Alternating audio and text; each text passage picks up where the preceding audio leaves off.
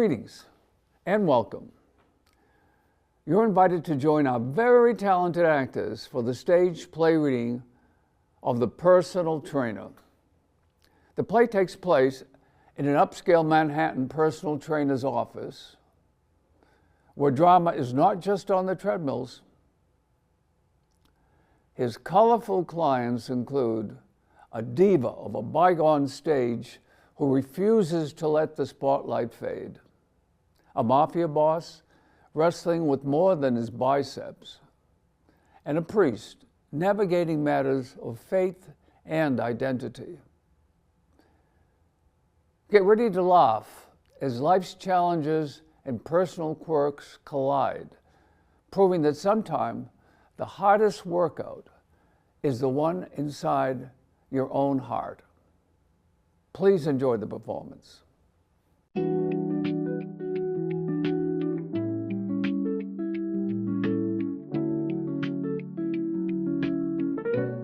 Jason, darling, I'll only be a few more minutes. That's okay, Mrs. Steadley. Take your time.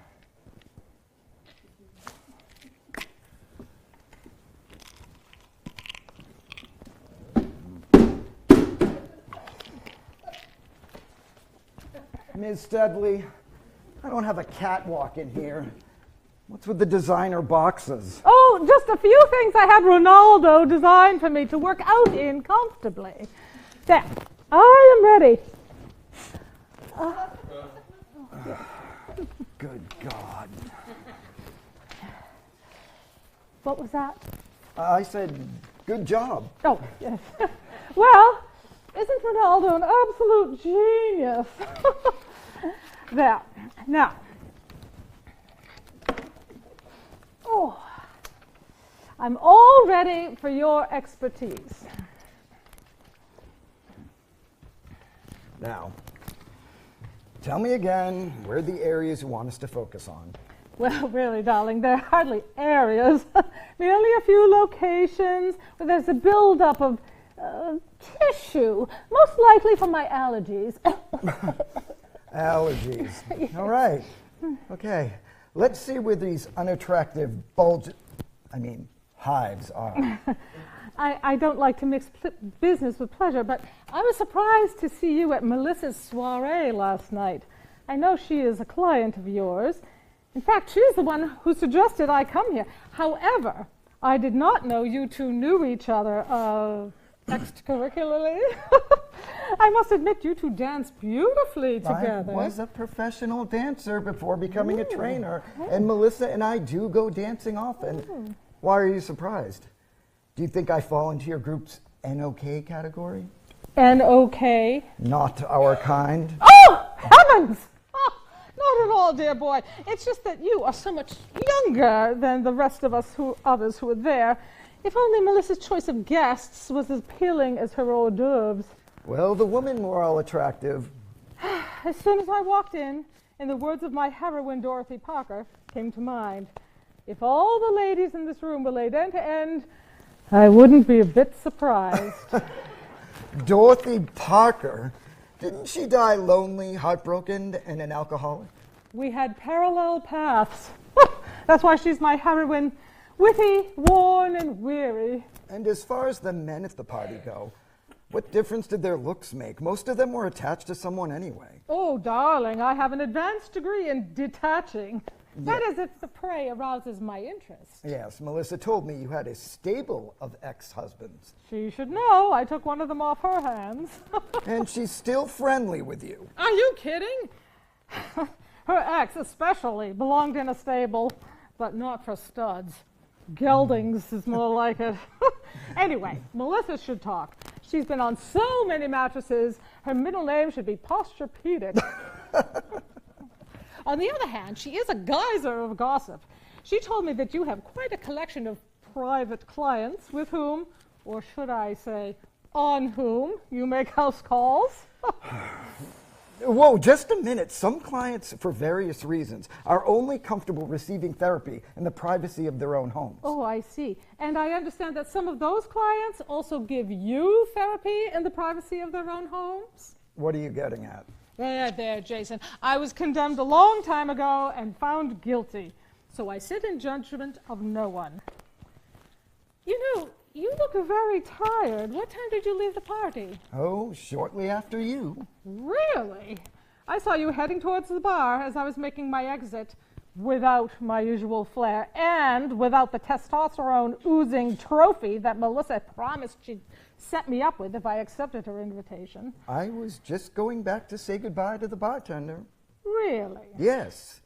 Are you surprised that I would condescend to chatting with the help? Oh, not at all, love. It's just that if you hadn't seen the bottom of so many scotch glasses, you would have remembered that there was no bartender. It was a self-service bar.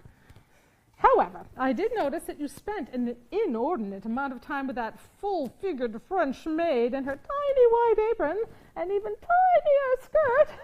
And you also had several tete-a-tetes with that very attractive busboy. What was his name? Oh, yes, Andre. What are you insinuating? Oh, nothing at all, believe me. My philosophy has always been, if it moves you, enjoy the ride. On the other hand, I do take offense at your insinuation that I was somehow appalled that you would have a personal conversation with a bartender, even if he had existed. I will have you know that I always show respect to those, how shall I put this, on a lower level than I. That even eliminates some species of snakes. Why do you mumble so? Are we going to get started on my therapy? Right. Please lie back. You appear to be in excellent shape for a woman in her early 50s, Miss Dudley. You may call me Marion. The only thing I see that needs working are these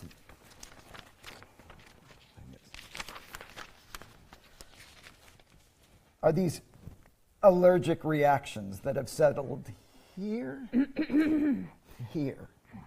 We non-allergic sufferers call them love handles. Well, with my now long-standing, completely involuntary celibacy, rather than love handles, it would be more appropriate to call them gravitational pulls. Whatever we call them, we need to work out a program to get rid of them. Now, lift your leg like this. Oh! Oh, stop! Stop! I cannot lift my legs like that. It causes excruciating pain. Don't ever do that again. What's wrong? Why can't you? Where does it hurt when you try to lift your leg? Oh, my lower back. It's from an old injury that I don't want to talk about. Ms. Steadley, Marion, look, you came here because you wanted me to help you. But I can't do that unless you fully cooperate with me. If you're not willing to do that, then let's call it quits right now, and you can find yourself someone who you can manipulate, control, and then discard, which is your MO anyway. I want you to make up your mind right now. No matter what you may think, I take my work very seriously. You have a physical problem that needs to be addressed. What do you have to do? First of all, I have to examine your lower back for contractions and identify the pathology that is restricting your mobility. Do you have to actually look at my back? I never let anyone look at my back. Can't you do it through my clothes? Are you serious about wanting help, or is this all just a way to kill time before your usual pre-lunch cocktail? I'm serious.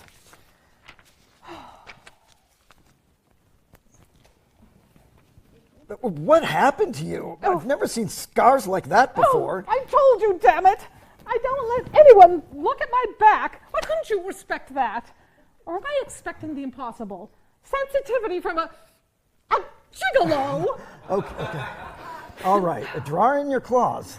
Obviously, whatever left those scars on your back left even deeper emotional ones. And those are even worse because they've never healed. And you know why they haven't healed? Is this a personal trainer's office or a psychoanalyst's office? I asked you a question. Do you know why your emotional wounds are still festering? I don't need to put up with this. It's because they've never been exposed to light. They have to be looked at and addressed until they no longer pose a threat to your quality of life. That sounds so simple. More than anything else, I want to forget about all the pain and ugliness. Well, But how? Well, you can start by telling me how your back got injured. Those are unusual looking scars. It looks like several quarter-sized deep burns. I can't figure out what could cause that. And you don't need to know how I became disabled, just how to minimize the disability. That's why I'm here, and that's what I'm paying you so handsomely for. In order to do that, I need to know more about the burns. They are burns, right? Yes, they're burns, and that is all I want to say about it. Well, I need to know how they occurred, because the depth of the thermal penetration determines the extent of the damage. Not only skin, but muscle tissue, ligaments, and perhaps nerves were cauterized. I just want to know how much flexibility I can help you regain without doing any further damage. I'm not prying, believe me. In any medical workup, very often history is more significant than the physical examination. And what medical school did you attend, doctor? Tufts in Boston. You actually went to medical school? You're kidding me. No, I'm not. But I was kidding myself being there. So what's with all this personal trainer business if you're a doctor? I never graduated. I left after my third year.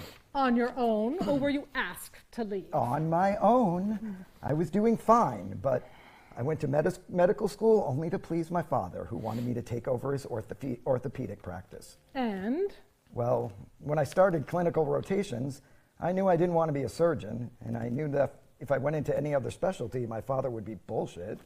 So what? Did your father control your life that much? Control? You have no idea. He made Attila the Hun look like a cloistered monk. So, how did he react when you dropped out? He cut me off completely, financially, emotionally, zero communication. Oh, you must have been devastated. That's the funny part. I wasn't. In fact, I felt relieved.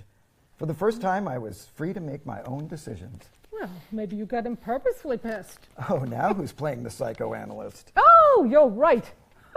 Both of us have inadvertently stepped into the very dark and winding corridors of each other's lives. But now that we have, I suggest we start not by throwing on the overhead lights, but perhaps merely striking an occasional match. I nearly burnt my fingers on the match. Just be careful in the future. It's not my burns, but yours on which I need to concentrate. Anyway, I think we've done enough work for this session. We've identified our primary focus, so now I can design a specific program of exercises to best address your problem. You mean that's it? For now, yes. I told you this was only going to be an evaluation session. But what about Ronaldo's work? Wear it when you come back to do your exercises. The same outfit twice? Dear boy. Remember, it's Marion Studley to whom you are speaking. I have to keep my reputation in its depraved state. Oh, please forgive me. Wear whatever you want. Maybe you can donate this one. You must be on the board of charity for a woman in desperate need of designer sweats. Sweats? Are you calling these creations sweats? Oh, I beg your pardon. How about perspirers? Clever. Very clever. You and I are going to have a very interesting time together. Well, we really have to stop now because I'm evaluating 2 more clients this morning. That must be the next one now. Oh, well, let whoever it is wait. I need to have some idea of the exercises I will be doing so I can give Ronaldo some creative direction. Marion, I have to let that client in. Oh, go. Don't worry about me. I'll just gather my debris and go in there and get changed. Oh, when I was in the locker room earlier, I found a tiny white apron on the floor, very similar to the one Melissa's maid was wearing last night. Quite the coincidence, mon cher. No, isn't that strange? I wonder how that got there. Hey, anybody in there? I had an appointment for 10 o'clock and I don't wait for nobody. I have to open that door before that guy breaks it down. Oh, See you next week. Yes. Where the hell you been? I've been standing out there like a jadrule, banging and yelling. You the owner of this joint? Yes, I'm Jason. And you are Mr. G. That's the only name Dr. Reinhold's office sent me. Yeah, that's right. But I want you to call me Mac. Here, have a piece of pizza. No thanks, Mac. Maybe later. But just for my records, what is your full last name? Hey, kid, you stupid or something? I said you call me Mac. You don't need to know nothing else, capiche? That's fine. But I want you to know up front, Mac, that you don't have to worry about confidentiality here. No one will ever know anything about you being here or for what reason. Complete privacy is assured. Privacy, eh? Oh, Privacy, eh?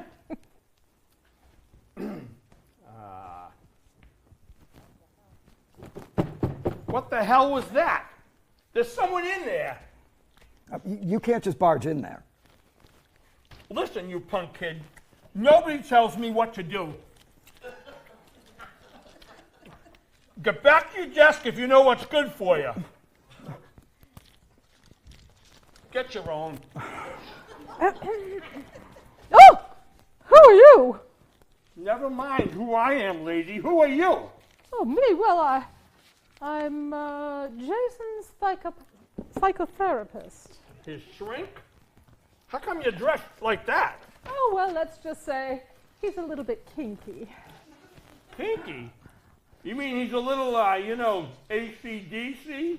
Oh, no, not at all. Jason is as straight as an Italian sausage. How'd you know I was Italian? Oh, well, we shrinks have strange powers. Yeah, I heard that before. You like to eat a lot, don't you? A lot. In fact, that's why I'm coming here. Hey, you're pretty good. I'm already telling you my troubles. You know something? My heart doctor said maybe I should see someone like you to help me with my eating problem. But I was, Afraid? What are you talking about? Oh, I ain't afraid of nothing. Oh, well, you're not aware that you're afraid. It is an unconscious fear. You said unconscious. That tells me you're good. What do you mean? If you said subconscious, I would know you didn't know what you were talking about. Well, go on. This is fascinating. Unconscious is the term for thoughts of which there is no self-awareness.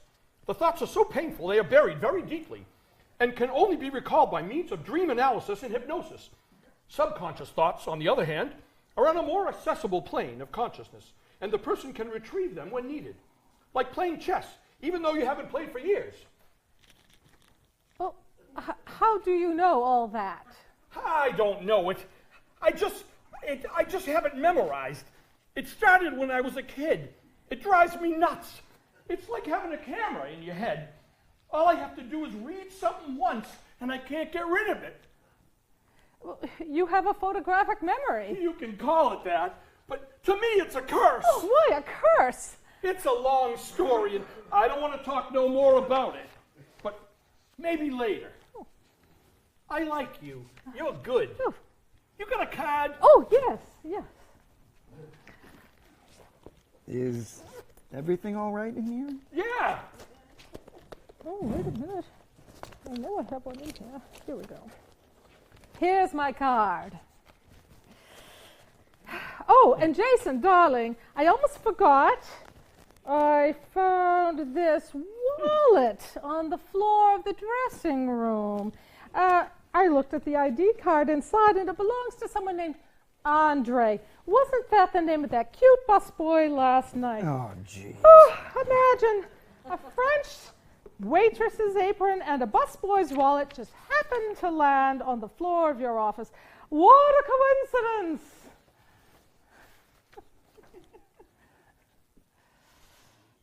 Well, would you believe it?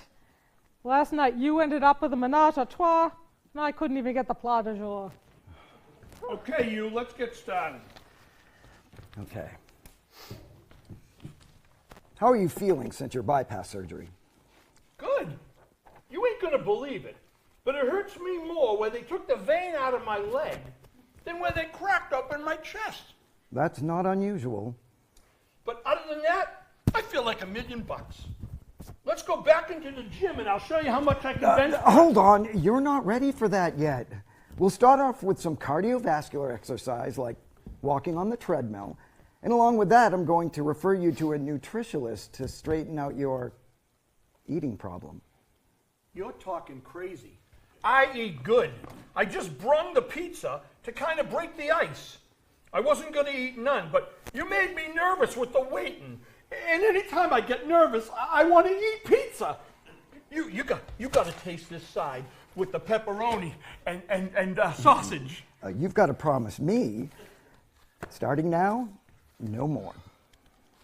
Look, I'm telling you, I eat healthy. Yeah? Like what? Like a lot of garlic. Right. And what do you think that's going to do for you? In 1858, Louis Pasteur published his findings that garlic kills bacteria. These intestinal bacteria produce carcinogenic nitrosamines. Therefore, by decreasing the bacteria, garlic decreases the chance of developing gastrointestinal cancer. Furthermore, garlic has been found to decrease platelet clotting and to lower the low-density lipoprotein cholesterol responsible for arterial sclerosis. How did you know all that? I don't know what I'm talking about. It's just that I must have read it somewhere, and it stays in my head. I can't get rid of it no more than I could get rid of the agita I used to get from eating my ex-wife's marinara sauce. Oh, too much garlic? No such thing as too much garlic. It's just that she used to boil that gravy so long, there was enough acid in it to burn a hole through a cement slipper. And what is a cement slipper? If you do your job good, you won't have to know. Speaking of jobs, what kind of business are you in? What's it to you? That don't have nothing to do with my ticker. Oh, you're wrong. Stress on the job is a very significant factor in heart disease. Is your work stressful? Are you kidding? Nobody's got more stress than me. Oh, then you have to change your job before it kills you. Yeah, just like that. Look, I never wanted my job. I was never supposed to get it. But when they whacked Guido, I was next in line to be boss of the family. What kind of business is your family in? Kid, I'm going to tell you just one more time. No questions other than about my ticker. You got that? It's for your own good. Oh, my own good. This is all about your own good. Your good health, Mac. What goes as a successful family business if it turns you into a cardiac cripple? Or worse still, what if you drop dead? Your job is to make sure that I don't. I'm willing to try to get you healthy again, but I need your help. What do you have to know to get me fixed up? How long have you had an eating problem? When I was a kid, my mother would always feed me to keep me quiet and out of the way when my father was talking to my brother about business. Why didn't your dad discuss business with you also? Are you that much younger than your brother? Guido was my twin brother. Identical? Nah, my brother didn't look nothing like me. He was a football player and had a terrific build. He was my father's favorite, and he made a deal with my mother. What kind of deal? She was always afraid that my father would never come home alive, and that my brother, when he took over, would end up the same way. That would only leave me. And she made my old man promise not to train me for nothing to do with the family business. And she made sure he didn't. So how did she protect you from them? First, you got to know my mother. She loved to cook, and she always had a head for learning things. She left school early, but whenever she had a chance, she would read. She always told me that words were stronger than bullets. So whenever my dad had a meeting in the house with other members of the family, or whenever he was explaining family stuff to my brother, Mom would put me in a room in the back of the house, which she kept loaded with food and volumes of the Encyclopedia Britannica, which she bought on the layaway plan. And I got to tell you, that was one hell of a layaway plan. What do you mean? Every time a salesman brung so many volumes, he would give my father the bill, and my old man laid him away. The bills? Nah, the salesman. I don't know if I want to know all this. Too late now, kid. I warned you, but nah, you said you had to have the whole picture. Well, I'm painting it for you, and it's a real piece of work. So you spent a lot of time in that room? Yeah, stuff in my face and stuff in my head. I don't know which was worse for me. How can reading an encyclopedia be bad for you? That was when I found out that I was memorizing every freaking word I was reading. The problem was that the words were coming out of my mouth like a tape recorder, but I didn't understand nothing that I was saying. How did that affect you in school? I stopped studying when the other kids started to call me the teacher's pet. And some of the guys who were flunking used to beat me up after school. And my brother Guido had to kick the shit out of him. Your twin brother's name is Guido. You can't get more Italian than that. That figures. But how come she named you Mac? That goes back to what I was telling you before about how my mother loved to learn, loved learning. She used to read everything, even plays. Sometimes her and me used to play the parts. Well, one night, before my brother and me was born, my uncle took her to see a play and even brung her backstage to meet the lead guy who signed her program. You know, she always kept that playbill and told me that after she died, she wanted me to have it. Which play was it? Macbeth. You mean you? You got it. You are looking at Macbeth Gaetano. Some handle, ain't it? What did your father say about your name? You got to understand that even if my father was the boss of the mob family, my mother was the boss of our house. And when she made up her mind, he never said nothing. Look, kid, I got a meeting in Little Italy in about an hour, so why don't you show me around, give me an idea of what kind of exercises I'm going to be doing here when I come back. You're right. We did take longer than usual for our initial interview, and I do have a client coming in very soon. Let's do this.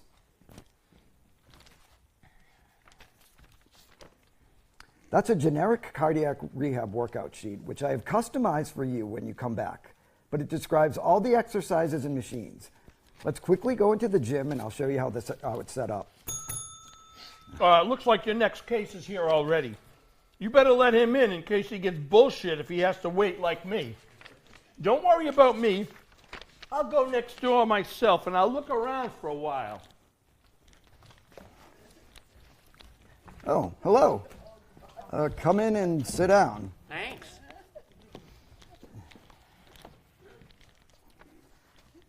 I don't have to ask you why you're here. What happened? I get this often, but this is by far the worst it's ever been. Do you know what brings it on? It's always the same thing. What's that? If I tell you, you'll think I'm crazy. Of course I'm not going to think you're crazy. You have severe torticollis, and it would be very helpful to know why. Oh, torticollis, is that what it's called? Yes, and if you tell me what triggers it, perhaps I can not only straighten you out, but prevent it from happening in the future. Authoritarian anger. Authoritarian anger. What does that mean? It goes back to my childhood. Join the crowd. You don't have a twin brother by any chance, do you? No. I'm an only child. Why? Nothing. Please go on. Well, when I was a kid, whenever any man with a dominant personality vented his anger at me or anyone in my presence, my whole body would tense up, especially my neck, and my mother would have to massage it. Over the years, it has become worse. I now have a lower threshold, so it takes more manipulation to break the spasm. This time it was my boss that did this to me. It's so bad that I knew I needed professional help, and that's why I'm here. I can administer deep massage and ultrasound therapy, but this is going to require more than that. Oh, my friends who referred me to you were right. I am relieved that you are aware that standard treatment is not enough, and you will really have to work me over. The tougher, the better. I can take pain. A lot of pain. I even brought some things with me that have worked in the past. I wasn't referring only to physical therapy. You need more than that. We have to somehow decondition your muscular skeletal system from reacting to stress as it does. Let's get something straight. I only came here for your strong physical services, and I will pay you whatever your fees are for special attention. No one can change why I get this way. When you see this, I'm sure you will agree with me. You're a clergyman. Yes, I am. What difference does that make? Well, none. It's just that you surprised me because you said your boss brought this on. That's right, my bishop. I always seem to manage to get him upset. Let me look at this. Oh, yes. Right there. Oh, press deeper. Even deeper. That's deep enough. I don't have to hurt you to cure you. Oh, yes, you do. Oh, believe me, you do. Don't stop, please. I'm beginning to feel slight relief already. Now remember, Oh, my God! when I come back here next week, no waiting. Got that? Excuse me, Father. I didn't mean to scare you. Who is that? Just barging in here like that and yelling? My neck is even worse than when I walked in here. Oh, oh my goodness. Oh, what now? Here, Father. I want you to light a candle for my ex-mother-in-law. When did she die? Pretty soon, if she don't stop telling my ex-wife not to accept the divorce settlement. Well, I don't usually... $100? And there'll be plenty more if that candle gets her to play ball. In fact, I'll pay you to light one every week from now on. A deal? Oh, yes, a deal. Ooh, my neck is killing me. I'll leave you two alone. Nice to meet you, Father. The pleasure, or should I say pain, was all mine. Are you all right? Never felt worse. You're really going to have to whip those nasty spasms out of my back and neck? Where do I go to get undressed? No, hold on. Who said anything about getting undressed? Why are you being so difficult? I've been through this before and I know what I need.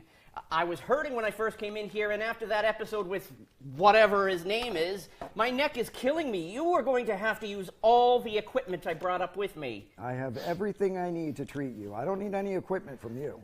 Don't you think it's just possible that I may know a little more than you about my own affliction? Then why the hell did you even come here? My, we do have a big ego, don't we? Listen, don't think you can hide behind that clergy collar. You have more wrong with you than your neck. In fact, that's the least of your problems. Your brain is a lot more twisted than your neck. Oh, look, everyone. Freud buried inside a rentable boy toy.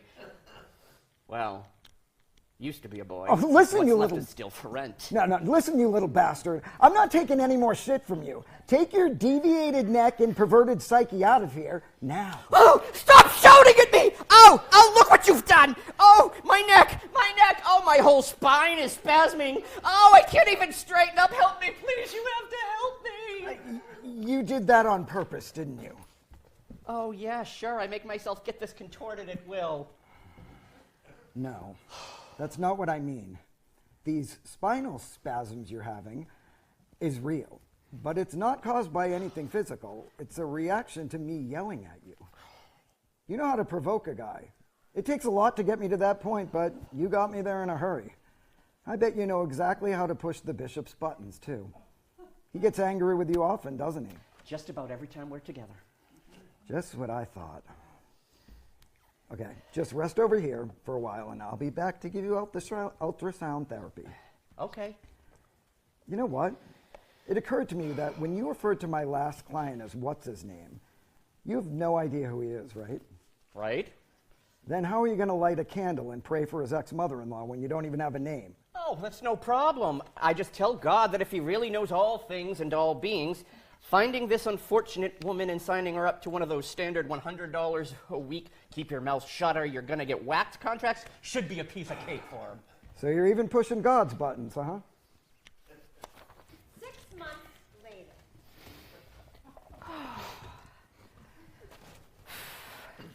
How much longer do I have to be on this thing?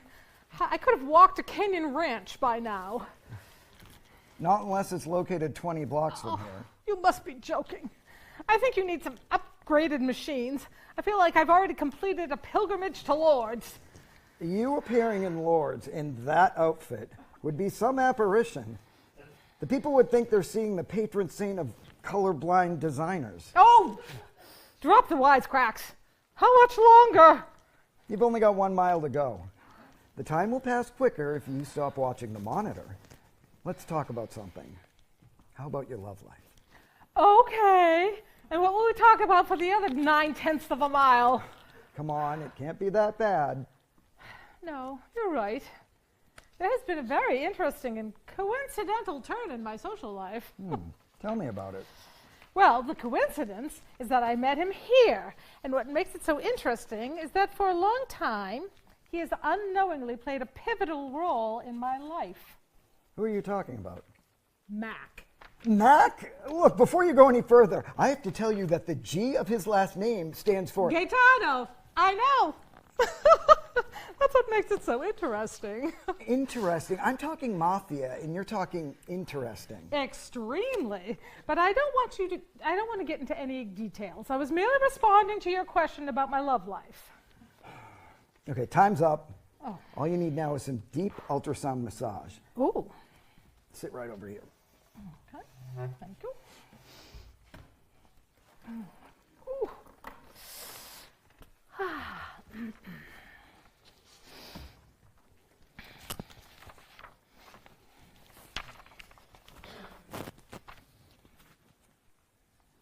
Do you have any children? No. My former boyfriend told me he never wanted to have children. And you couldn't convince him otherwise? Are you kidding? Once he made up his mind about anything, nobody could change it. In fact, that's what led to those burns on my back. He burnt you? Oh, no. What happened was, before I met him, I was dating this other guy, and I thought I was in love with him. And he asked if he tattooed my name across his chest, would I tattoo his name along my lower back, which he said was one of the most beautiful parts of my body. So, being foolish and naive, I agreed. Because we didn't have much money, we had one of his friends, who was an amateur tattoo artist, make these large tattoos on us. Now I know he used some cheap, lousy ink. So now your boyfriend wanted you to remove the tattoo. He insisted that I get it removed. But because of this cheap, lousy ink, it was very difficult to remove. So he kept taking me to different places. The last one was a guy in an office above a restaurant in Chinatown with some kind of secondhand laser that he kept using until he finally got every bit of the tattoo out and left what you see now. The place was filthy and had no medical supplies. The guy wasn't licensed to write a prescription for antibiotics, so the burns got infected. I got sepsis. I got very sick. And now you see the result. What a horrible story. That's why you can't fully extend your legs. It's so horrible, I don't even know what to say. Who made you do this? Oh, he's dead now. We met when I first came to New York. I was only 20 years old and waitressing in a restaurant in the village. He saw me and started giving me gifts. We started dating. He told me he was married, but because he was always gentle and compassionate with me, I agreed to be available for him. He put me up in a wonderful apartment and took me to the best places and bought me the finest clothes and jewelry. I thought I was in love with him and that he loved me. And what happened? Well, he did his best to see that I was taken care of during my recuperation from the sepsis. But he had to hire non-professional help to keep anyone outside his sphere of influence from knowing anything. I never saw or heard from him after that.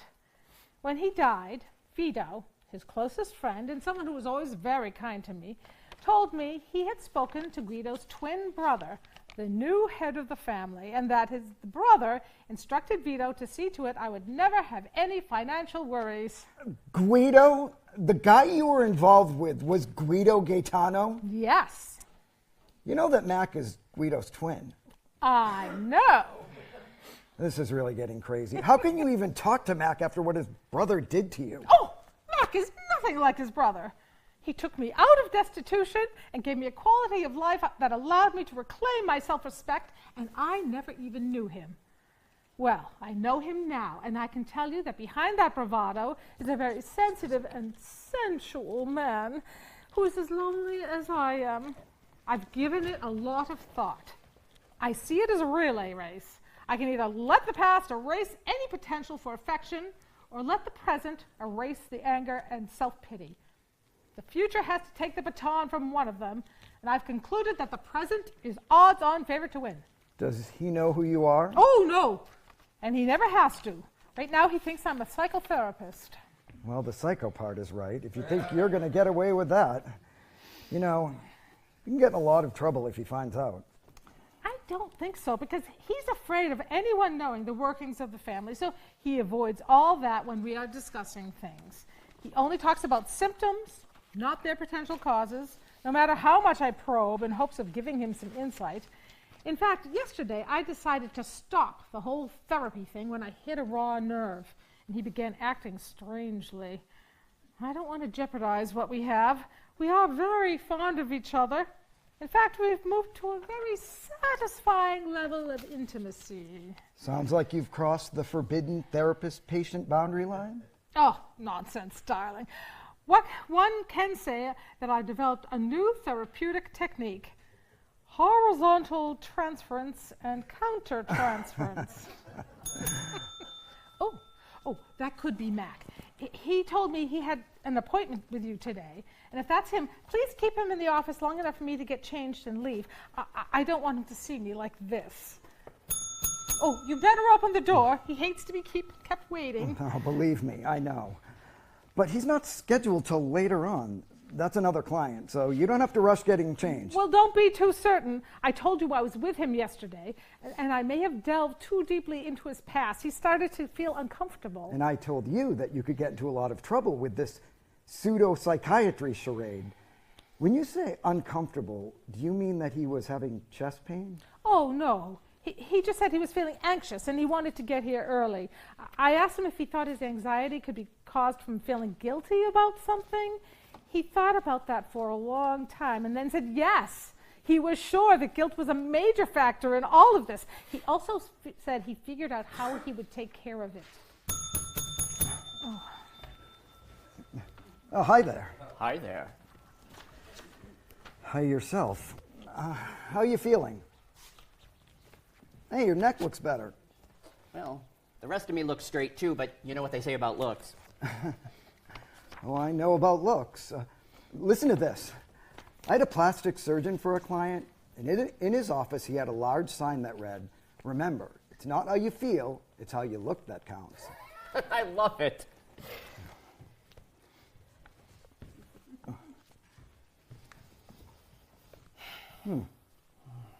There's hardly any stiffness here. Maybe not there. What do you mean? My arms. Yeah, my arms. Those exercises with the weights have helped, and they helped my neck a lot, but my arms feel a little stiff. That'll go away after a while. Oh, I'm very patient. I don't care how long it takes or how much it costs, provided, of course, it's not more than that usual $100 a week. You mean Mac has stayed in contact with you? It appears that his ex-mother-in-law had a stroke of some kind the week after we met, and now she can't talk. He swears my candle lighting brought it on, so every week he sends me money, I guess to ensure the status quo. That is sick. Funny, but sick. And you have no problem accepting the money. Look, if I tried to return it and she recuperated it, I would be the one having difficulty talking. And besides, I am using the money for almost what it was intended. How do you figure that? Well, Mac wanted me to get rid of a pain in the ass, and I'm using it to get rid of a pain in the neck. It's all anatomy, right? God sure acts in mysterious ways. My last client must have left by now, so why don't you go in and change and we'll get started. Sure. Is anyone in there? Sorry! I'm taking an inordinate amount of time changing. Forgive me. I will only be a minute more. No rush. Take your time. Oh, I am sorry. Oh, Reverend. Don't be. You gave me a few minutes to warm up. Oh! What do they call these dumbbells? I'm sure they'd be even more popular if they would call them smart bells. Perhaps then even some of my friends would use them. At least the few who know what smart means. Well, I sure would hate to have you give me my penance. Oh, but I would love to, because that means I would get to hear your confession. Oh, speaking of confessions, I'm sure his would be a gold medal contender. What's going on in here? I didn't know you two knew each other. We just met, and already she's on her way to getting me defrocked. Oh, defrocked. That's one thing I haven't tried yet. But I must say, it does sound kinky. Anyway, what's your name? Jonathan. Jonathan. Well, you wouldn't have to worry because I know everyone worth knowing, and I am sure I could get you refrocked. In fact, it would be occasion for a gala. I know, we would call it the frocking ball. That would surely send my fellow denizens to their designers in droves. Do you have something against the church? Reverend, darling, I have something against everything. My emotional bank account may be drained, but my bitch account is always overflowing, which allows me to make so many uncharitable donations. Oh, but to answer your question, I have nothing against the church in particular. I'm against all religions, and believe me, I have tried them all. I have prayed to everything from icons to icebergs, and all I have to show for it are the calluses on my knees. Are you sure you got those from just praying? Oh, touche. I would have been disappointed if you passed up that straight line. But on the other hand, I'm not certain you know what straight is, darling. Thank you. It's so nice to have someone who appreciates my wit. I think you and I could get go along very well. Do you have a card? Ah, yes, I do. It's in here somewhere. Here it is. Oh, great. You know, if you play your cards right, I may get some of my friends to pitch in and buy you a church, and you could go into business for yourself. Thanks, but it doesn't work that way. Correction, Your Eminence. It may not have worked that way before Marion, but now, fasten your seatbelt. What a woman. What a woman is right. No, I think I know who that is. Go get changed and I'll be right in. Oh, hi there. You're early. Yeah, I know, but I gotta talk to you. Sure, sit down. What do you want to talk about? I ain't been feeling so hot since yesterday. Maybe it's because of what you've been eating. Yeah, I've been eating real good since I started working with you. I had to make these pizzas with low-fat mozzarella cheese. They ain't gonna hurt nobody. Here, have a slice. Funny thing is that it's not even my body that's bothering me, it's my head. Do you feel dizzy or lightheaded? Nah, I'm just confused about how to handle the pressure of my work. It's making me nervous. I even had a hard time sleeping. Why don't you discuss this with someone at work who can help you make decisions? What are you talking about? I'm the boss. There ain't no one to discuss nothing with. Then you have to quit. Go into some other field. Yeah, sure. What are you, nuts? If I quit, I'll end up in some field, all right. A field in the Bronx somewhere. Well, then you need to talk to someone who can treat anxiety and depression. Marion told me I was feeling lousy because I got a lot of guilt. She tried to get me to talk about it with her. But I always thought that I can't talk to nobody about my work. But after she told me about the guilt thing, I remembered that there is one person I can talk to, and he can't tell nobody nothing about what I said to him. Who's that? Does that priest, you know the one with the screwed up neck, still come in here? You mean Jonathan? Yeah, in fact, he's in the gym right now. Great! I gotta see him right away. You can't just barge in there. It's a matter of privacy. Privacy is right. My privacy and his. And I don't want nobody disturbing us. So you stay here and have some pizza. In fact, Give me the box in case we get hungry in there. I can't let you do this again. Hey, we went through this before. I want you to listen, and listen good, and nobody's going to get hurt. Capiche? Okay, well, whatever you want. But believe me, you have no idea what you're in for. All right, just stay in here till I tell you.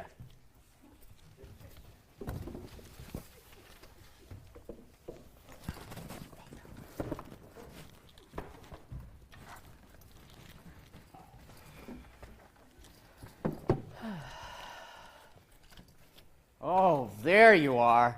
I'm just about ready. All that's left for you to do is strap my arms down and gag my mouth. The whip is out there on the chair. Father? Is that you? Oh my God. What are you doing here? Oh no! Oh! Oh! Oh! Ow! Ow! Oh! What am I doing here? What the hell are you doing?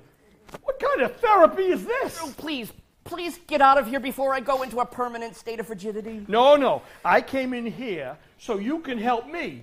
Me? Help you? If it's another candle, just leave the money and I'll figure out who it's for. No. That's not what I need. It's more personal. Personal? What exactly do you want? You gotta hear my confession now. What? Are you crazy? Hear your confession here. Like this? Impossible. This is the most absurd thing that I have ever heard of. I can't hear your confession like this. If you refuse, I'm gonna kill myself. You want that mark on my soul, Father? On your soul? There's no room for another mark on my soul. Oh!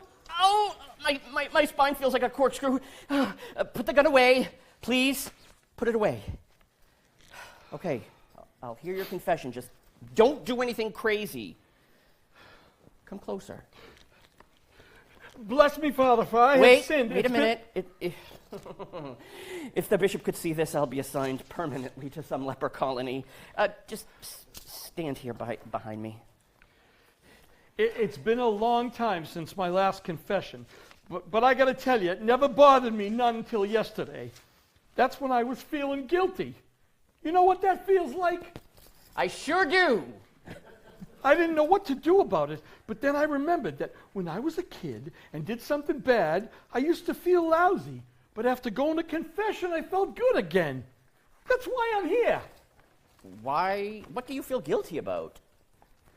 I feel guilty. The main thing is that I can't kill nobody. Wait a minute. Let me get this straight. You want to murder someone? Not that they don't deserve it or nothing, but I can't do it. And what's worse, I can't even order nobody else to do it. And for that, you feel guilty? You don't understand. No, I don't. Look, the 6th commandment says, thou shalt not kill, and that's what you're doing. It's the 6th only one of traditional arrangements of the 10 commandments of Decalogue. Really? Yes.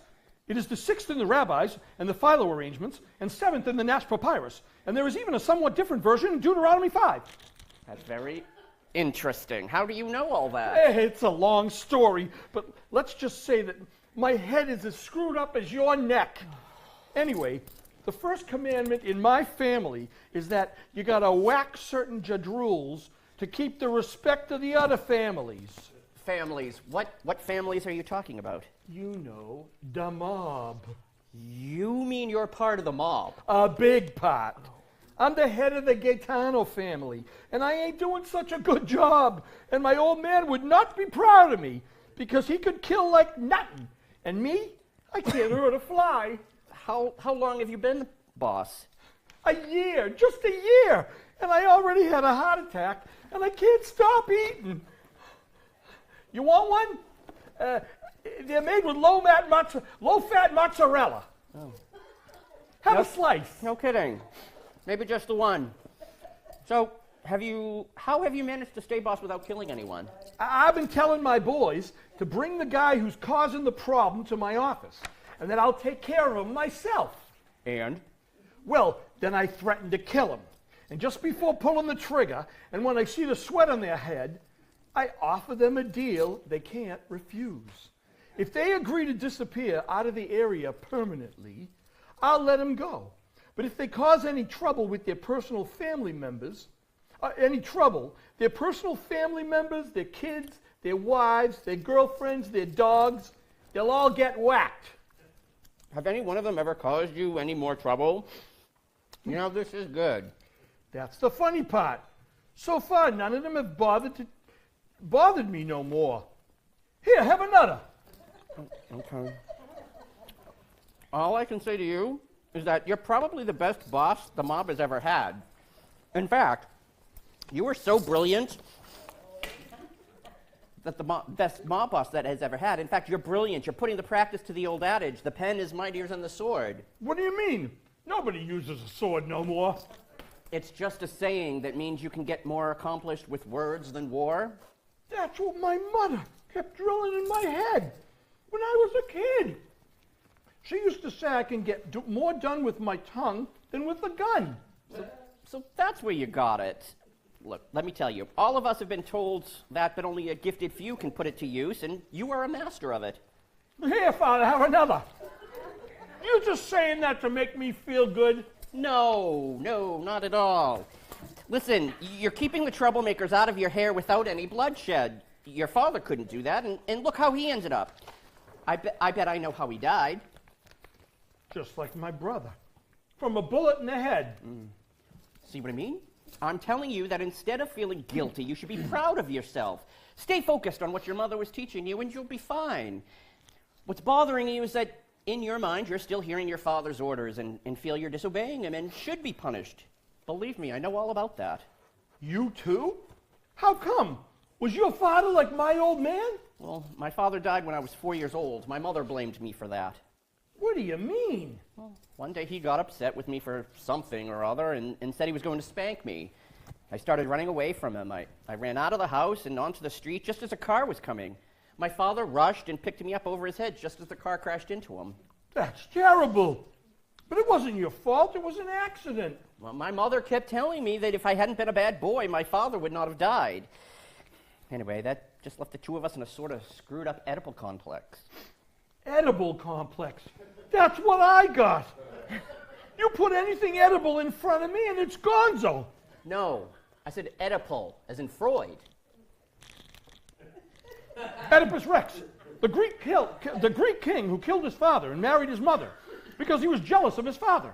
Freud's theory is that all young boys experience those feelings but are afraid to anger their father because he might castrate them. That brain of yours is something. Yeah, I can't do nothing about it. I never know when the freaking thing is going to turn on. Anyway, your mother, was she tough on you? In a passive-aggressive sort of way. What do you mean? She used to belt you? I wish she did. That would have been easier. No, she kept telling me that I would burn in hell for making God angry, and she would make me stay in church for hours. For what happened to your father? That, and for whatever most boys growing up do.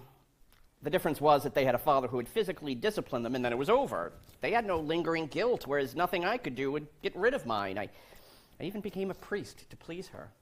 So you was castrating yourself, like that guy Freud says. I never thought about it that way, but I guess you're right. You know, I never told anyone else what I just told you. At least you being a priest must have made her happy. No, she was happy all right, but only because I could officiate at her funeral and offer masses up after she died. When did she die? 2 days after my ordination. How's that for perfect timing? I'm sorry. I know that's terrible to say, but I wasn't even able to shed a tear. You gotta feel bad about that. But I gotta tell you, your mother was right about you being a priest. Why's that? Because you have a head for figuring out how to explain to people why they ain't thinking right about their problems. You just showed me that. Nobody can learn that because it's a gift from God. Either you got it or you ain't. So you're doing good work for God. It's nice of you to say that, but look at me. How can I possibly be doing what God wants of me? Hey, just because you're a priest, that don't mean you ain't still a human being and have all the problems we all got. And you're trying to find a way to live with them.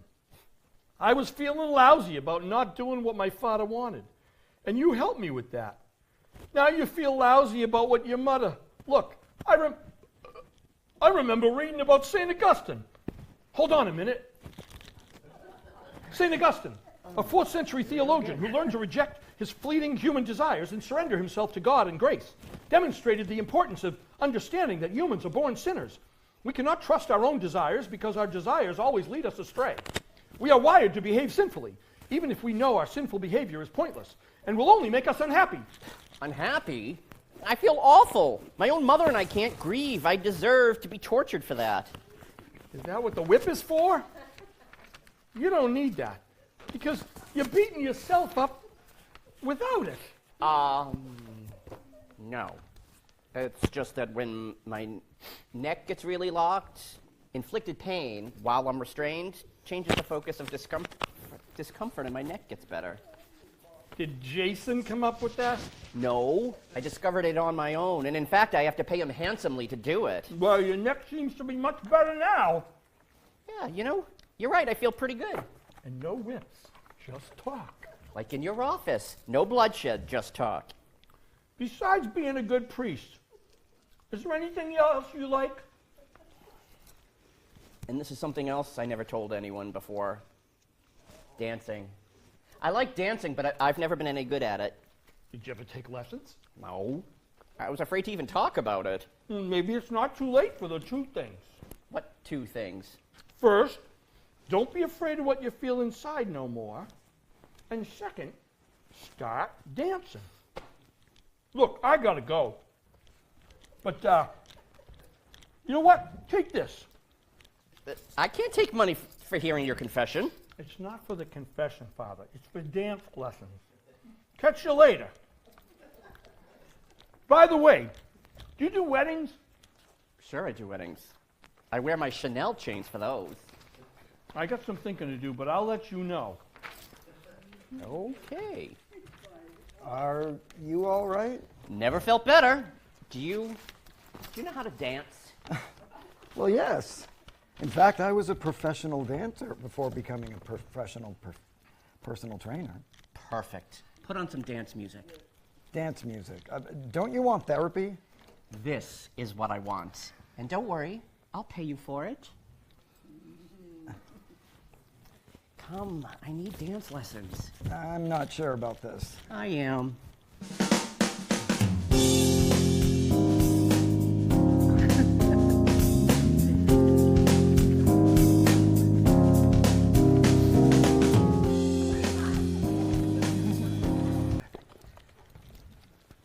Let yourself in. It's unlocked.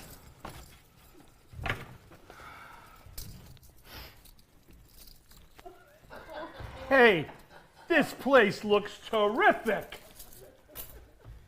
Wait till you see what they did in there. The crew Marion sent over just left, and I had no time to change. I'll be right out. I'm almost ready. Take your time. I know I'm early, but I'm so nervous. And I told you before that when I get nervous, pizza's the only thing that calms me down.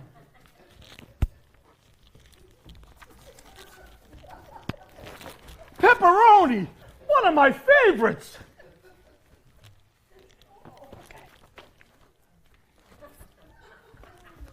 Congratulations. This is a big day for you. How are you feeling? Are you nervous? Yeah, a little. Want a slice? No. No, thanks. I'm too excited to eat. And I'm too excited to stop. Why did you bring all that food anyway? Marion has brought food catered by the Ritz. Yeah, I know, but that's not for a couple hours. This is just to tide us over till then. Where is Marion, by the way? In the locker room with Ronaldo himself. Wait a minute. You mean some guy is in there while she's getting dressed? Calm down, calm down. You don't have to worry about Ronaldo being in there with her.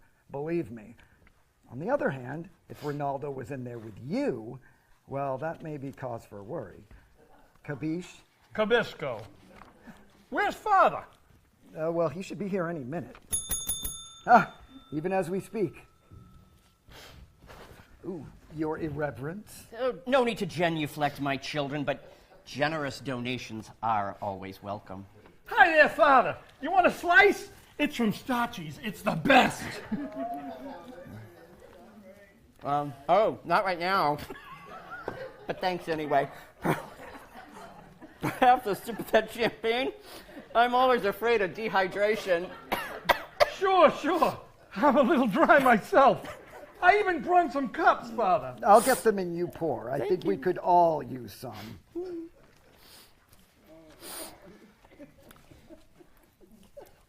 Thank you.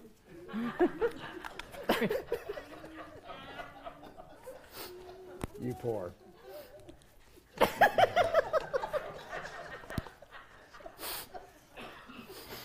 Thank you.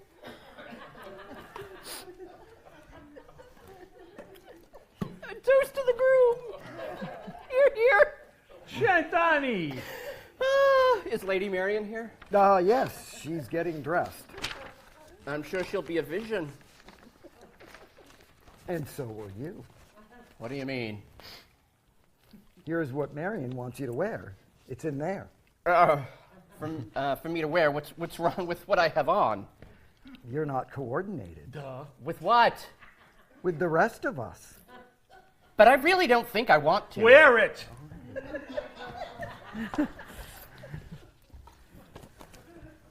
Okay, you stay in here and get ready. Mac, you got to see what Marion has done in the gym. Well, what do you think? Holy cow! I ain't seen nothing like this since we celebrated Don Lucchese getting whacked at the Sons of Italy Hall. In fact, that's where I told Marion we should get hitched. Mrs. Genovese makes a calamari sauce to die for, but she said she wanted it here, because this is where we met. Knowing Marion's track record, I thought it was because this was the only venue she hasn't tried. What's a venue? Oh, that means menu in Ethiopian. You know, that's one food I never ate. Really? Well, maybe you should take Marion there after the wedding.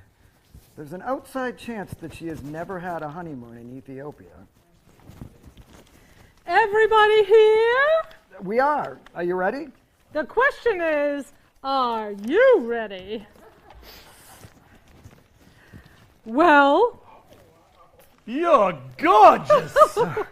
Ronaldo really outdid himself this time. You are something. Does this meet with your approval?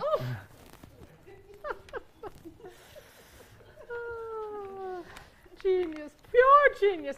Everything is just perfect. Do you think it would be inappropriate to preach the Sermon on the Mount in this attire? The Sermon on the Mount. Blessed are the poor in That's spirit. enough. For they shall- That's enough. We don't need to hear all that. Unless, of course, you've memorized some obscure version of which includes "Blessed are the coordinated." What say you, Lady Marian? Shall we begin? Absolument. Do you, Macbeth Gaetano, take thee, Marian Steadley, as your lawfully wedded wife? You betcha. And do you, Marian Steadley, take Macbeth Gaetano as your lawfully wedded husband? I do. By the powers invested in me, I proclaim you man and wife.